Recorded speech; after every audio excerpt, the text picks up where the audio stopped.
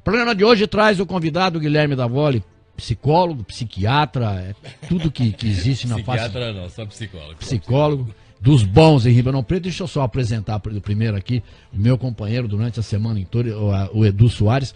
Me deu o cano na segunda-feira, só por causa disso, já vai ser descontado. Era um teste só, né?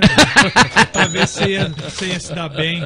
O Edu Soares, que vai nos fazer companhia até a semana que vem, enquanto durarem as férias do Jarney. Ontem muita gente perguntou, cadê o Jarna? O Jarney, que é o César Caparelli, tá nas férias, molhando lá. Na Austrália, né? Tá na Austrália. Agora ele já deve estar na Austrália. Long Beach. Long Beach. Praia Grande. Bom dia, Edu. Bom dia, Guilherme. Bom dia, Zé. É um prazer estar aí. Bom dia, Guilherme. Bom dia. Vamos que vamos trabalhar esse assunto aí, né? Zé, só para concluir aí, também participando aí dessa ideia aí, o problema é quando a gente está trabalhando no açougue e a gente acostuma com o cheiro da carne. Exato. Né? Eu acho que é bem essa questão aí da violência que você está dizendo aí. A gente convive com isso de uma forma tão... começa a se tornar tão dia a dia, que é como se você estivesse escrevendo com uma caneta Bic, se você estivesse passeando no parque, e você começa a blindar esse olhar e não enxergar isso de uma forma mais contundente, né? Bom dia, Guilherme. Bom dia. O que eu acho muito interessante, e a gente está, obviamente, muito embasado nessa questão que está acontecendo no Rio de Janeiro, e eu passei por um problema lá há 3 semanas atrás, depois se der tempo a gente comenta. Até tu? Até eu. Tá vendo? Só para resumir, eu estava em Salvador fazendo um trabalho e precisava ir para Niterói. E a hora que eu fui sair do aeroporto de Salvador, a pessoa me comunicou, falou, olha, tô te aguardando no aeroporto, lá no Rio, assim. A hora que eu desci, liguei o celular, ela mandou um recado, falou, Guilherme, as notícias que estão dando, tá tendo muito tiroteio naquele dia. Era uma quinta-feira de 2 semanas atrás. Estava tendo 16 tiroteios na cidade. Ela falou que não tinha coragem de passar porque era caminho dela. Se eu podia pegar um táxi, um Uber e me dirigir para Niterói, né? Eu falei, não tem problema. Só que 3 táxis não aceitaram me levar, porque eu teria que passar por uma certa região. E um taxista falou, olha, eu vou te levar porque eu moro em Niterói e eu quero ir embora daqui. Eu preciso sair daqui. Então a gente vai tentar desviar alguns caminhos para chegar do outro lado. Isso te deixa num estado de pânico constante. Total. Né? E aí, quando eu fui voltar 2 dias depois, passando pela Ponte Rio Niterói, de novo você está vendo lá assim, a polícia para todos os lados. Mas comentando sobre o que você estava falando agora há pouquinho, né, dessa senhora aí que acabou querendo punir e resolver com as próprias mãos a questão dos meninos que não pagaram a conta. É interessante quando você pega a história da mulher adúltera na Bíblia, e você fez uma relação de pessoas que vão à igreja e de repente estão falando em morte, pena de morte e tudo mais, né? A história da mulher adúltera, ela é muito significativa, porque dentro da lei antiga, a pessoa em adultério deveria ser morta, apedrada. Punida imediatamente. Imediatamente. Em compensação, de acordo com aquilo que Jesus vinha falando, a pessoa deveria ser perdoada. E aí o que eles fazem com Jesus não é um ato de respeito, no sentido, olha, o senhor que é filho de Deus, decida. Não, eles querem colocar Jesus numa fria, né? Porque se ele vai pela lei antiga, ele está indo contra o que ele acabou de falar. E se ele simplesmente perdoa a mulher, ele está indo contra a lei, né? Aliás, nem a lei antiga, a lei, né? E Jesus simplesmente fala, olha, se ninguém tiver pecado aqui, então pode atirar a primeira pedra. E as pessoas falam, opa, eu também já errei na vida. E é maluco, eu não acho que essas crianças obrigatoriamente são bandidos, algumas eram, alguns talvez estivessem brincando. Então eu não sei qual é a proporção dessa história, mas uma coisa eu sei, a violência, ela é alimentada pela própria violência. Se você não tem esse processo de violência contínua, você não tem essa retroalimentação que vai acontecendo o tempo todo. Ontem, na discussão sobre a violência que aconteceu nos Estados Unidos, lá na escola, que mataram 17 pessoas, enquanto alguns diziam assim, precisamos desarmar um pouco essa população, um pouco, né? Porque lá nem é desarmamento total. Outras pessoas viram e falam assim, não, a gente precisa armar os professores para que os professores defendam os alunos. Eu falei, mas para um pouquinho, você guerrilha, quer... né? Então nós estamos criando uma condição de que com certeza vão tentar nos matar, então com certeza nós temos que matar os outros, né? Eu acho que a barbárie, né? É uma barbárie total. Né? Eu acho que a coisa mais bacana que acontecia nos antigos filmes de cowboy, que eu sinto até uma certa saudade, né? É que quando você entrava no bar, você era obrigado a tirar suas armas e pendurar no chapeleiro, Exatamente. porque lá era um lugar de convivência, ali talvez se resolvessem as coisas, Você né? sabe que ainda é assim em vários lugares, né? Tem um amigo que vai pro Chile lá dependendo do lugar onde ele está na cidade, todo mundo, olha, por favor, entre, deixe sua arma aqui na entrada, né? Sim, sim. Estilo faroeste. Sim, sim, sim. Eu acho que quando a gente começa a falar, pô, o mundo precisa se desarmar, em primeiro lugar, dos próprios sentimentos, né?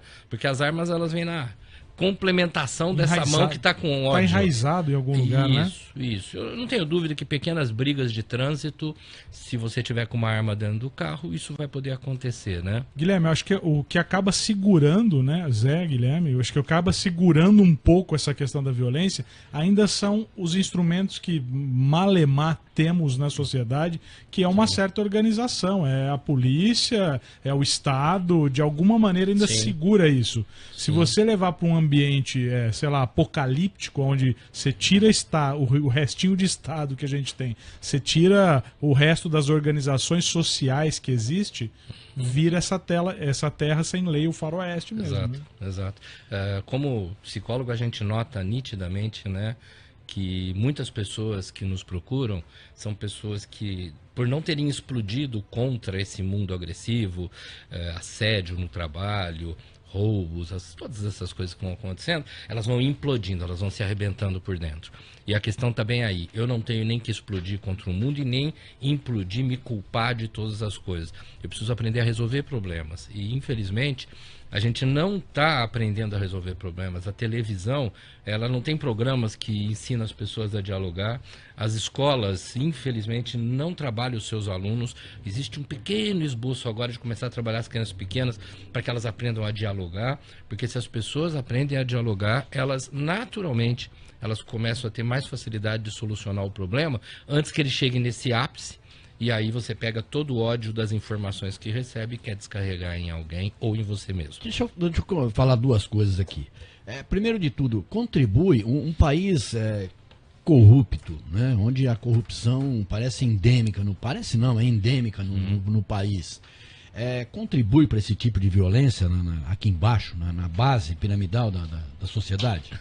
Eu tenho certeza que se eu morasse no Polo Norte, eu ia estar de blusa o dia inteiro. Lógico. Tá ok? Quer dizer, se eu estou num ambiente onde é frio demais, eu estou o tempo todo me preparando para o frio. Se eu tenho um ambiente onde é calor demais, eu estou sempre me preparando para o calor. Se eu estou num local de corrupção e violência o tempo todo, eu acabo considerando aquilo normal, eu acabo considerando aquilo comum, e a partir daí, talvez até sem perceber, eu também acabo me tornando um dos violentos dessa estrutura, né? Contribui muito. Aliás, essa semana nós ganhamos um título, né? Não é exatamente um título, mas nós aumentamos a nossa classificação no ranking dos países corruptos. 79 fomos para... No lugar de 79, de 180 países, fomos para 96. Exatamente. Logo, logo a gente ganha. O único jeito de subir no ranking, né? Não, então na sacanagem. Brasil, ninguém segura o Brasil, é fantástico. Desenfreável, né? O Zé tá falando da política, mas você tem um fenômeno chamado rede social que também contribui muito, acho que, para isso, né? Porque antigamente a gente tinha a imprensa, então aí toda a culpa aí em cima da imprensa. Sim. A imprensa é sensacionalista, a imprensa mostra a realidade do dia nu e cru, ela incita a violência, mas hoje você tem exatamente a torcida lá, o Fla-Flu dentro da rede social que potencializa isso, né, Guilherme? Tem de uma maneira muito forte. E se antes a crítica ia para a imprensa, pelo menos a boa imprensa, estava embasada em conteúdo real, né? Enquanto que essa disseminação de informações via rede social, ela é completamente no achômetro, ela é completamente um chute. Então, uma foto pode ser distorcida, um vídeo pode ser distorcido. O que eu acho vira lei. Então, se eu acho algo, eu coloco e aí todo mundo começa a falar daquilo.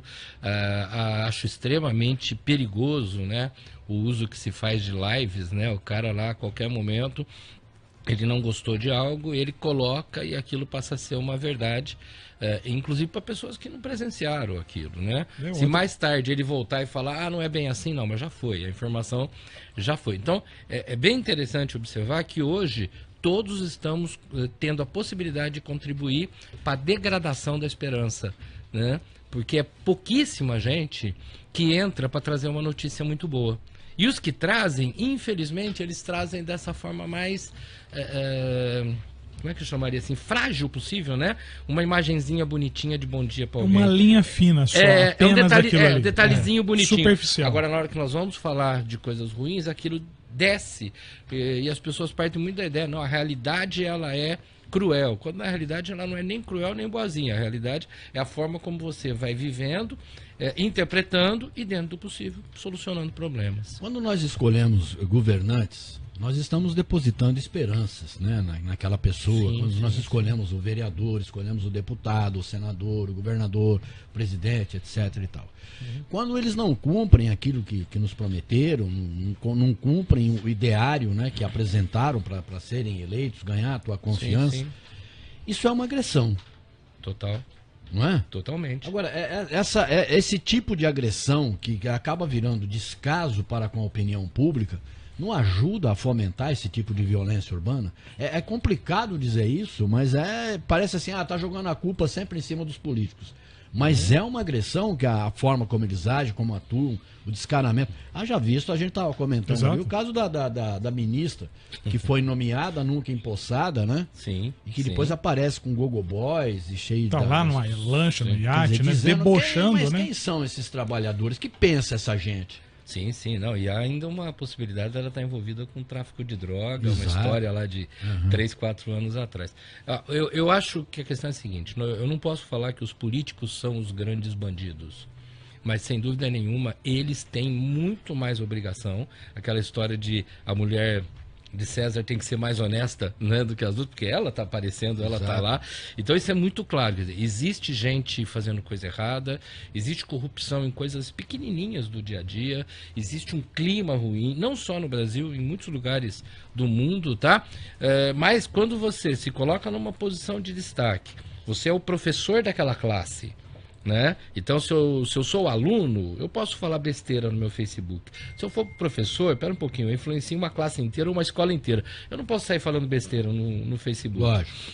Eu não posso colocar qualquer imagem naquele lugar. Hoje a gente sabe que muitas empresas, observando redes sociais, elas dispensam ou até deixam de contratar funcionários que seriam competentes, mas que se expõem de uma maneira inadequada. Quando você leva isso para um artista, quando você leva isso para um atleta, que são pessoas de status, agora quando você leva isso para governantes, que são pessoas que têm a obrigação de zelar pelo bem-estar das pessoas, e elas deixam nítidas que elas estão preocupadas muito mais em salvar a própria pele e cuidar do futuro delas, aí nós passamos a ter um problema extremamente grave, porque é quase como se eles falassem, olha, se você quiser crescer nesse mundo, se você quiser se dar bem nessa vida, segue o meu modelo, porque senão você não chega a lugar nenhum.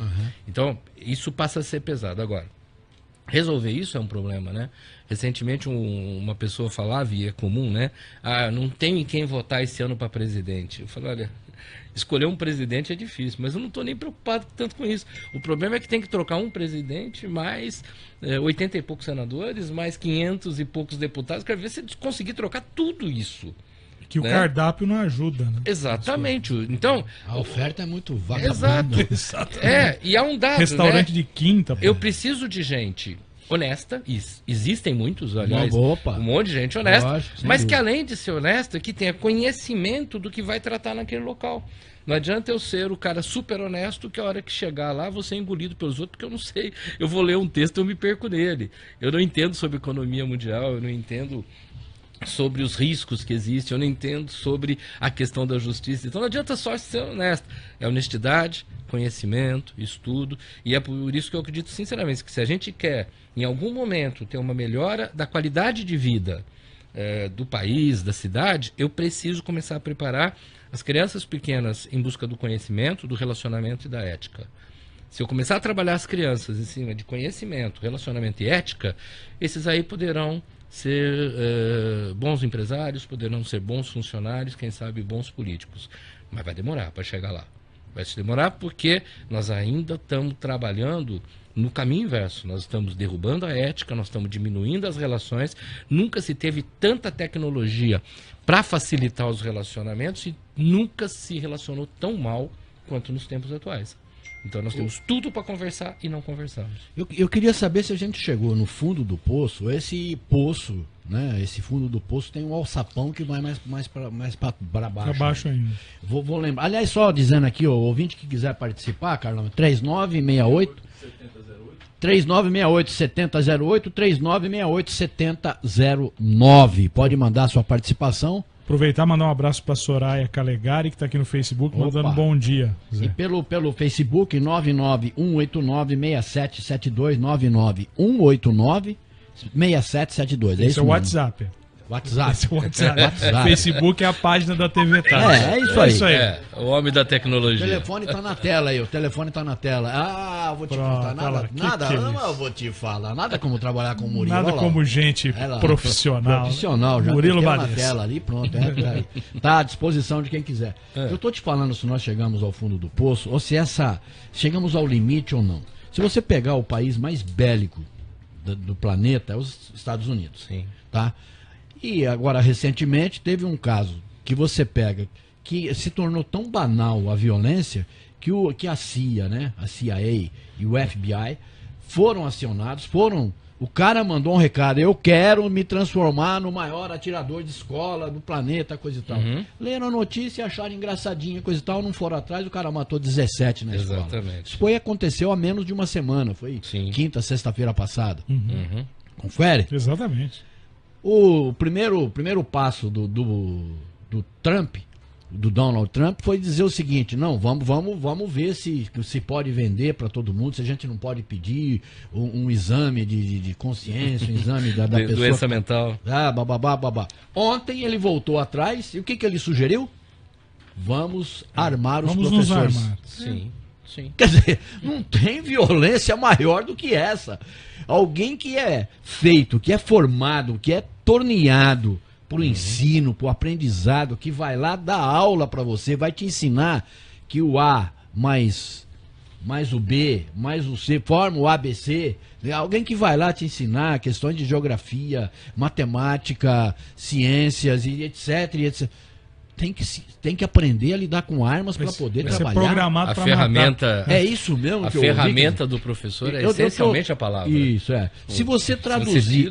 Lógico que a realidade americana é uma, né? A nossa realidade é outra. Nós estamos falando de dólar e de real. Agora, se você traduzir isso para o português, a violência nas escolas, né? Que tem de professor levando porrada na cara, e professoras, né? Inclusive na nossa cidade. Não, inclusive em Ribeirão Preto. Quer dizer, no que nós vamos fazer? Vamos armá-los. Quando você vem e diz assim, armem-se, né, para se defender, puxa vida, né? Aí eu tô declarando guerra. Perdeu completamente a sua função. Insanidade, né? Perdeu completamente, concorda? Não, e passa a ver um dado muito interessante, né? Se eu sei que o professor está armado, talvez eu vá me armar mais. Eu vá me preparar mais. Né? Sabe aquelas brigas de criança antigamente? Um brigava com um. Esse aqui era forte, então a gente vinha com 2. O outro vinha com 4. Aí o outro vinha com 8. Daqui a pouco você tinha uma briga na escola inteira. Né? Tinha gente que brigava e não sabia nem qual era o motivo. Só tinha que escolher o lado. Sim, se a gente vai armando daqui, armando de lá, cada um vai querer provar mais força. Enquanto na realidade para tudo. Vamos acalmar essa história e vamos tendo ver se a gente lembra qual foi o começo da briga. Qual foi o problema lá. Porque realmente é terrível, né? O presidente, o mais importante chefe de nação desse país, de repente chega e não, vamos armar os professores. É a liderança, né? Mas essa é a cabeça dele, Zé. E está muito enraizada na cabeça de muitos. O pior ainda é isso, né? Ele representa a voz de uma galera, uma turma que está lá, que pensa que isso é o jeito para se resolver qualquer tipo de violência. Inclusive muitos religiosos. Exatamente. De todas as religiões. E quando muitos, né? Quando você fala assim, o povo lá do Oriente Médio pega a religião para fazer guerra, não. Nós estamos fazendo a mesma coisa aqui. Porque a gente fala, não tem mais jeito. Falou, pera um pouquinho, como não tem jeito? Independente da tua religião, não conheço nenhuma que manda você pegar e ir lá na linha do olho por olho, dente por dente. Não existe. E aí quando você fala assim, não, mas aquele cara cresceu para ser um bandido, tudo bem, foi educado para isso. Não, esse aqui cresceu num ambiente calmo e tranquilo, mas ele acredita que vale a pena ser bandido. Então, pera um pouco, o que valeu a educação dele? Tanto a educação familiar, educação... E quando você ressuscita a lei de Talião que você estava falando... Isso. você simplesmente ignora todas as regras de convívio social. Sim, joga fora a Constituição. E o que evoluiu, né? Exatamente. No processo de convívio, não, né? vale a pena o homem ter saído das cavernas, Você né? você retorna às raízes, né? Às raízes, quer dizer. Sim, sim. Se você pensar o seguinte, por exemplo, antigamente você tinha um nicho de desejo do pequeno jovem, que era o tênis. Lembram quando se matava por um tênis? Exato. Por um tênis Nike, né? Era o tênis da moda. Então, Sim. assim, você via exageradamente em capas de jornais, mata-se por tênis, né? Sim. E desde aquela época já se justificava essa ideia de bandido bom é bandido morto. Sim. Né? Como se qualquer jovem fosse bandido, né? E sem você olhar para esse bastidor do negócio, que é o que você falou, que é a educação. Pode parecer clichê a gente falar isso, mas a questão da educação deveria ser esse mote para que coisas como essa não acontecessem, né? Sim. A função da educação é muito simples, é te dar instrumentos para você melhorar a tua qualidade de vida. Então, se você aprende a cozinhar, você se torna mais independente. Se você aprende a lavar roupa, você se torna mais independente. Se você aprende a pescar, diminui a chance de você passar fome. Se você aprende a fazer vários trabalhos, diminui a chance de você ficar desempregado. Então, quanto mais eu aprendo, quanto mais eu conheço, melhora a minha qualidade de vida. Quando simplesmente eu abdico do conhecimento, porque eu quero resolver tudo com a minha ferramenta mais rústica, que é o braço, que é a força física, e ela é complementada por uma faca, por um revólver, por uma metralhadora, então a educação perdeu sentido. Aquela frase antiga de políticos, né? A gente vai construir mais escola para construir menos presídio, ela tem tudo para dar certo. Mas não é construir escola no sentido de prédios, é construir conceito de aprendizagem para que a pessoa vire e fale, cara, eu estou feliz porque eu aprendi alguma coisa e agora eu sou mais competente do que eu era há 6 meses atrás. Eu sei me virar melhor com a tecnologia, eu sei me virar melhor quando eu ouço alguma coisa, eu sei conversar melhor, eu quebrei minha timidez, então se eu quebrei a timidez eu me relaciono mais, tá? Então a função da escola é absolutamente crucial, acredito que muito mais inclusive nos dias de hoje do que no resto da história da humanidade, justamente porque a gente precisa se embasar de conhecimento para não ter medo de relacionamento. O que nós estamos assistindo no dia a dia é que não adianta isso ou aquilo. Se você quiser crescer na vida, você vai ter que pisar em alguém. Se você quiser ter futuro, você vai ter que sacanear. Então você não paga isso aqui, não paga aquilo lá, enrola o outro lá. Tá. Então essa ideia de que eu vou passando por cima dos outros e que pode ser num cargo profissional, que pode ser falando mal da lojinha vizinha minha lá para ver se eles perdem cliente ou matando alguém, é a mesma. Né? Quando eu simplesmente deveria, a partir do conhecimento, melhorar o meu bar, né? Melhorar o meu bar. Eu preciso voltar a acreditar no conhecimento como sendo a minha ferramenta positiva. Quando as pessoas falam, não dá para acreditar na polícia. Cara, a polícia está cheia de gente boa, a polícia está cheia de pessoas interessantes, né? O problema é que tudo que é ruim faz barulho, né? Sim. Se você tiver um casal, né, vizinho da tua casa, que vai mal no casamento, aquilo faz um barulho danado. Eles gritam, xingam, batem, quebra coisa. Casal que vai bem não faz barulho. Carro que tá para fundir faz um barulhão. Carro bom não faz barulho.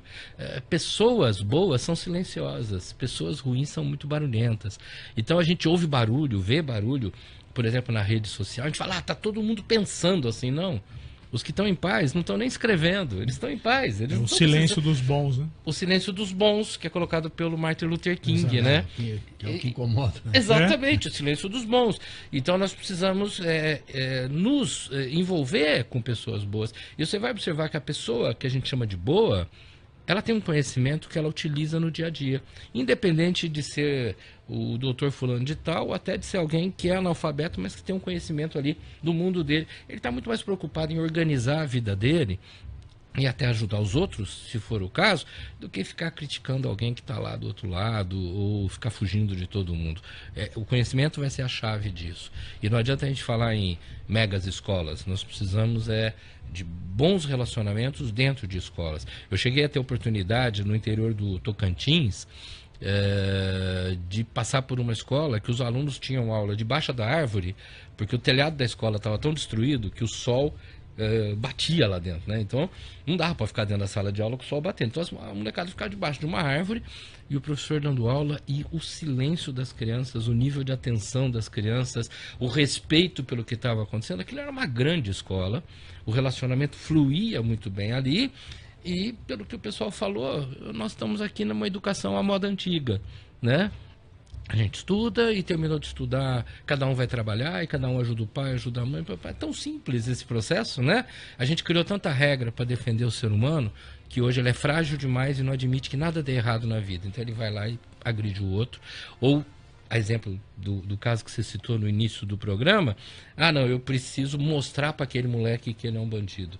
Então, na verdade, eu não preciso mostrar nada para ninguém, eu só preciso tocar bem o meu negócio. E se for o caso, num assalto, chama a polícia, vai atrás dos pais desses menores. Vamos pensar outra forma, mas não sou eu que resolvo. Teve outro caso famoso, daqueles dois malucos que pegaram um menino, um adolescente de 17 anos, roubando uma bicicleta. Sim. Escreveram na tecla. Sim. Tatuaram na testa dele. Tatuaram. Só ladrão e vacilão. Exatamente. Né? Sim. E aquilo foi divulgado com uma fúria nas Sim. páginas E da aplaudido internet. por muita gente. Nossa, uma coisa assim. E isso que é assustadora. pior, né? Um monte de gente validando isso, né? Validando isso. Parabéns, é isso aí, tem que fazer isso Mas é mesmo, porque é né? muito mais fácil você validar o escândalo do que você refletir a respeito dele. Dá muito trabalho pensar, conversar sério, aprofundar o assunto para chegar a uma conclusão. É mais prático falar, isso mesmo, tem que fazer com todo mundo, sabe? Se fosse eu também fazia, sabe?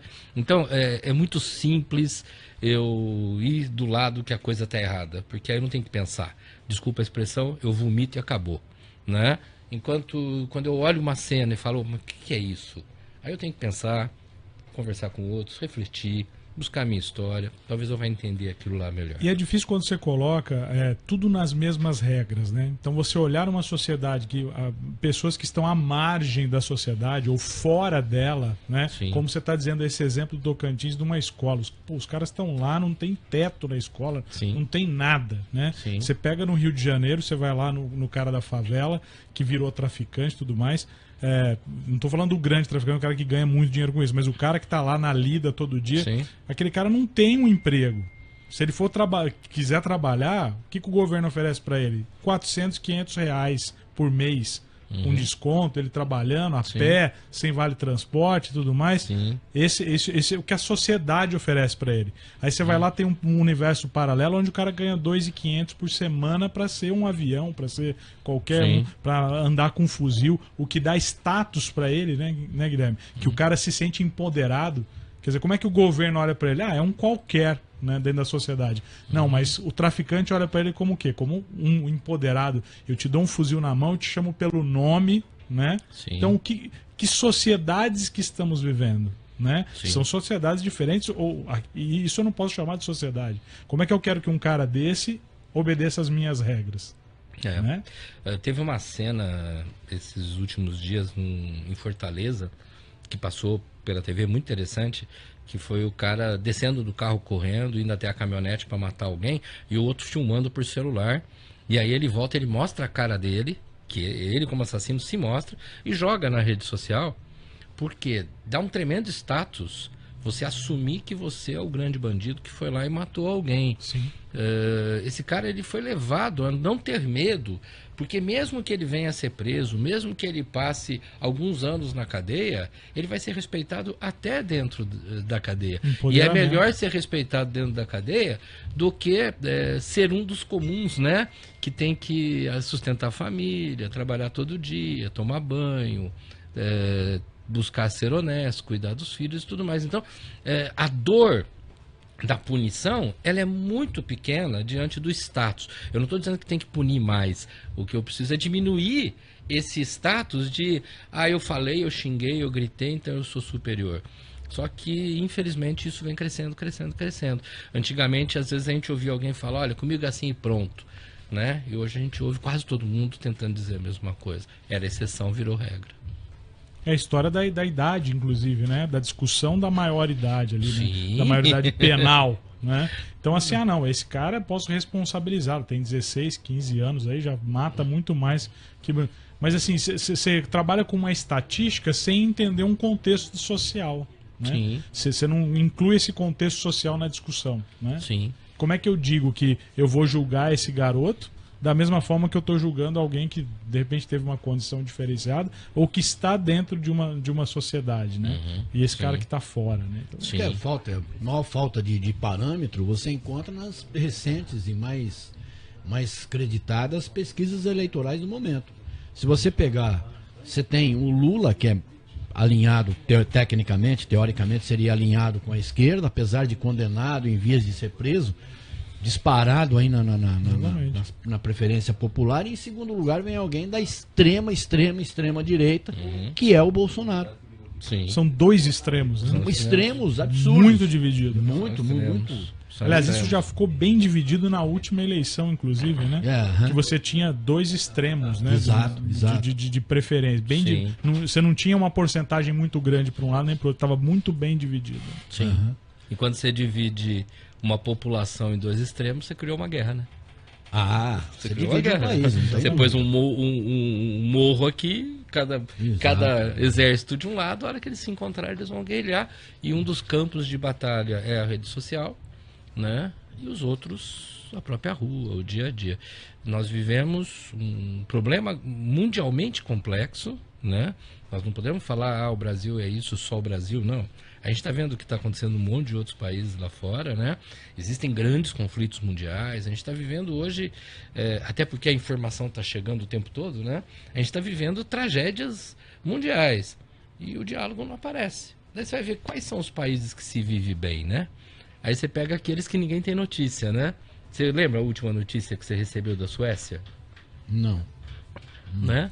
A última notícia sobre a Finlândia? Não. A última... Mas os Você países- está citando países que estão em primeiro lugar nesse hall de 180 países Sim. contra a corrupção. Nova Zelândia em primeiro, Suíça parece que é E o que eu quarto. acho terrível quando Que alguém fala assim, o Estado existe, ele Isso, funciona. exato. Sim, Opa, né? opa. em que o político ele lava a própria roupa, Exato. ele paga o almoço dele, e aí você fala, não, o pessoal fala, mas isso aí é país pequenininho, por isso que é fácil. Não, honestidade e desonestidade não é cidade pequena, cidade grande, país grande, país pequeno.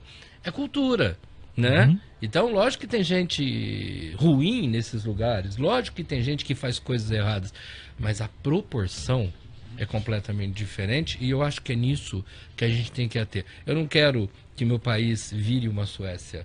Eu quero simplesmente que ele retome o caminho do diálogo. E o caminho do diálogo não vai começar na política, vai começar dentro das famílias. Vai ser de baixo para cima. Família, escola, comunidades, né? Uma cena que incomoda muito hoje é a quantidade de condomínios super bacanas que a gente tem na nossa cidade, são muitos, né? Que você tem a piscina vazia, o campo de futebol vazio, o salão de festa vazio. Por quê? Porque cada um tá trancado no Não seu existe canto convívio. e todo mundo Exatamente. desconfia do outro. Então pra que você vai morar naquele convívio, condomínio com exato. tanto lazer? Eu me prendo para ter liberdade, né? Exato, Bauman exato. fala Quer muito dizer, isso, né? se os condomínios, por exemplo, se preocupassem em falar, vamos fazer um evento para as crianças se conhecerem, vamos fazer um evento para os adolescentes aqui, vamos fazer um churrasquinho para reunir os vizinhos mais velhos, para eles ficarem amigos um do outro e não ficar brigando lá no dia da reunião de condomínio ou reclamando só de barulho. Vamos melhorar o diálogo no condomínio? Cara, isso é uma evolução. Vamos acertar a rua ali, a gente fecha a rua e faz uma festinha. Antigamente, inclusive antes de eu vir morar em Ribeirão, eu já ouvia falar das festas juninas que fechava a rua, então a vizinhança fazia uma festa. Isso cada vez é mais raro. Você fala assim, porque não tem mais sentido. Não, é que as pessoas não querem conversar nem com o vizinho. Então se você não conversa com o vizinho, que é até parecido com você, imagina se você vai suportar alguém de outro tipo. Então vamos fazer aqui, só para encerrar aqui, Tá. o Rio de Janeiro, atacado por essa violência urbana, praticamente uma guerra civil de drogas para lá, para cá, essa coisa toda. Sim. Quando é que Espírito Santo, Santa Catarina e São Paulo se incomodaram com isso? Parece que nunca. Sim. Hoje, em São Paulo, há uma reunião dos 3 secretarias de segurança Com medo pública, desse povo com fugir. medo desse povo fugir. E diretamente. só preocupado com o seu umbigo. Só né? preocupado com o seu umbigo. Não se é com o trata de umbigo que eu ver tô vizinhança, preocupado. Não, de Não. amigo, o que você está precisando? É. Aí? Vamos. Quer que eu vá aí, tá uma mão, né? Exato, Não. exato. Eu Até vou... porque se você combater lá, você evita que ela chegue aqui. Exato. Mas eles querem fechar barreiras, né? Então, Daqui aproveita- a pouco fazer um muro de Berlim. Aproveitando que o Zé está colocando, o Zé entrevistou o Geraldo Dias, né? Luiz Geraldo Dias. E ele perguntou pro Luiz Geraldo, né? Você acredita que essa intervenção vai resolver o problema do Rio? O Luiz falou que não. Você, o que você acha, Guilherme? Eu acho que essa intervenção ela é absolutamente necessária para estancar uma ferida que está sangrando muito. Começou a estancar, então aí acalma isso e vamos cuidar do que realmente importa, que são as bases lá atrás. O que eu tive a oportunidade de assistir no Rio, não só essa vez, e ouvindo pessoas que moram lá, é que a coisa está no nível que se a gente não dá um breque, você não consegue resolver. Agora, não é simplesmente chegar lá com a intervenção e achar que a intervenção vai resolver. O problema não é se ela dura 1 ano, 6 meses, 2 anos, porque o problema lá é para ser resolvido em décadas. E não é Carandiru, né? Chegar... Não, até porque eu fico imaginando, tá? Se você for imaginar o volume de bandidinhos e bandidões, aonde vai prender isso?